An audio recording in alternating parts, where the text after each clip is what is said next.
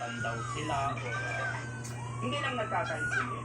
Kasi yung una kasi may mga nag-message na na ito winakwag, bakit inilayo, bakit hindi gumawa ng paraan dito para although may mga kaya nabasa ko po yung upload ni RJ na parang kaya pinag-usapan namin sa akin ng RJ ano yun? Nagbigay nyo ng kamatis. Kamatis ka rin ako. Okay. So, magbibigay lang din ako ng konting advice kay RJ. Diba bawal humiga pag basta pa yung hindi naman ako lagi. Huwag kang magdamdam sa kanila.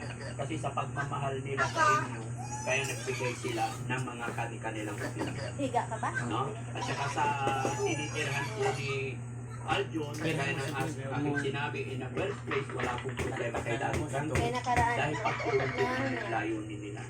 Both side, uunawain at inuunawa dapat natin at Tapos siya pagbigayan. yakap-yakap. Kaya nang aking sinabi kay Daddy Hindi Franco, kunti lang walang talaga yung problema. kinain ko. Kung makakutulungan nila si Aljon, goods po. Diba Ito gabi? ginagawa lang din ni Daddy Franco Kami para magsunog-sunog matulungan kayo sila. sa labas. No? Kaya yun lang. Huwag mong pakaintindihin, huwag kayong magpa-stress. Ganun talaga ang buhay dito sa mundo. Hindi natin mapitrace ang bawat isa, bawat tao. Tama. Ang mahalaga may naniniwala at titiwala. Lagi natin papahalagahan din. Pero hindi na. Piliin natin maging masaya. Piliin natin gumawa ng mabuti dito sa mundong iba. Okay? Sana maintindihan nyo. Sa akin, wala kayong aalalahanin. We always support po sa inyo. Salamat. Yun. Okay? Okay. At saka isa pa mga kabubayan, kaya kami nagpunta dito dahil pahirangan naman ng listahan. May nagpaabot ng mga tulong para sa inyo. Kaya masaya ako.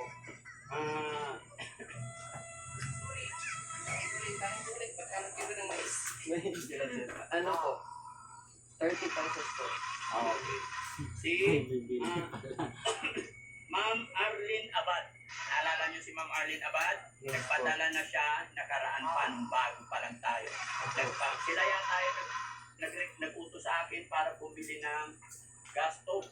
Opo. Yun. Naalala ko yung Si Ma'am Arlene Abad.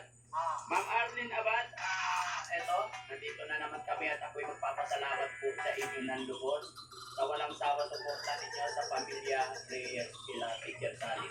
Medyo wrong timing nga lang po kasi si Teacher at si Tatay Simones nag-rolling po sila, nagtitinda po sila.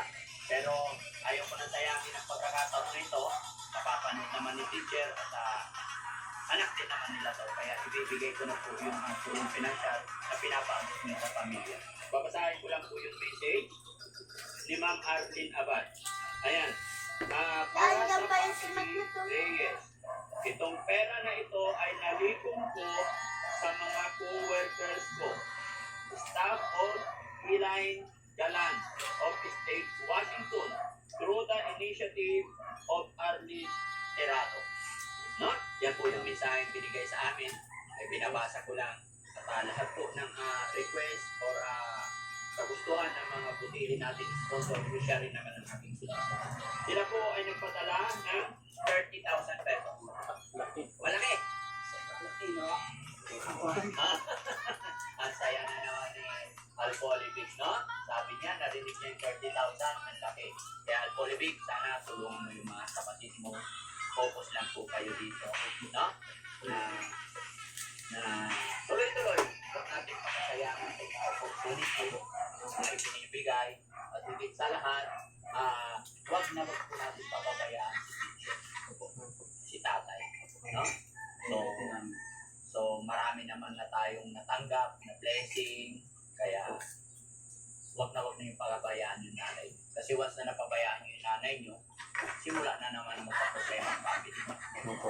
Bilang mga anak, kayo na po yung tutulong, kayo yung lakas nila, lalo na may edad